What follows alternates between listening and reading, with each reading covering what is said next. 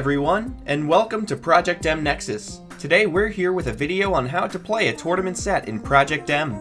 At any tournament, when you're called to play a set against someone, you will follow roughly the same procedure once you find your opponent and sit down at a setup.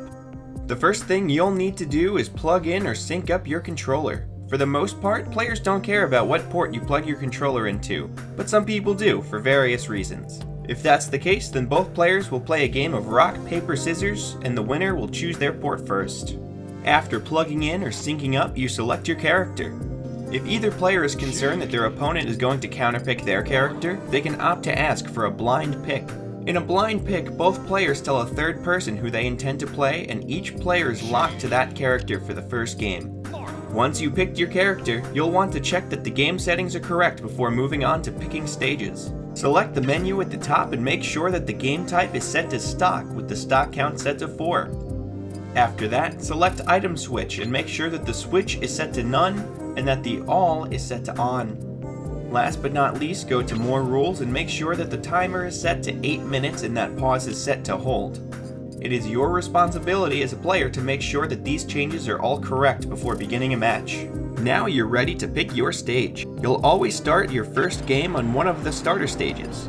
If neither you nor your opponent know what stages are starters, then don't be afraid to ask your TO for guidance. Remember, they're here to make sure that the tournament is ran well.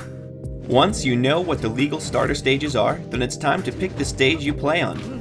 The way you pick the starting stage is by eliminating these stages until there's only one left in a 1-2-1 format. One of you, decided again by another game of rock, paper, scissors, will choose a stage they don't want to play on, striking that stage out by hitting X. Then, the other player will strike 2 of the remaining 4 that they don't want to play on. Then, the first player chooses one of the remaining 2 stages to start the set on. Then you can start the game. If either of you want to warm up or check that your controls are working properly, you can ask the other player to play a little bit without the game being counted towards the tournament to make sure that everything is working properly. This is commonly referred to as a hand warmer. Once these hand warmers are completed, you're good to go. 3, 2, 1, Once game 1 is over, you move on to the counterpicking phase of the set, which follows every game until the set is won. During counterpicks, in addition to the legal starter stages that you chose from originally, you can now choose to play on any of the counterpick stages. You should consult your TO if you don't know what stages are considered counterpicks for that tournament. After game 1 and any following games, the player who won the previous game will select their character. Then the player who lost will pick theirs. After characters are selected, the winner will ban 2 stages that they don't want to play on for the next game. Then the loser of the previous game picks what stage they'll play the next game on.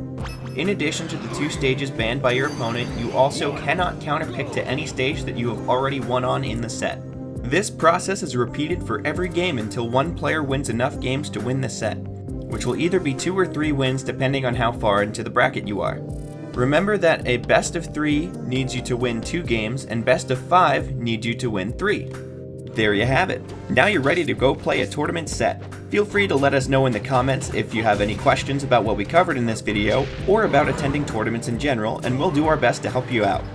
As always, thanks for tuning in to Project M Nexus, and we'll see you soon.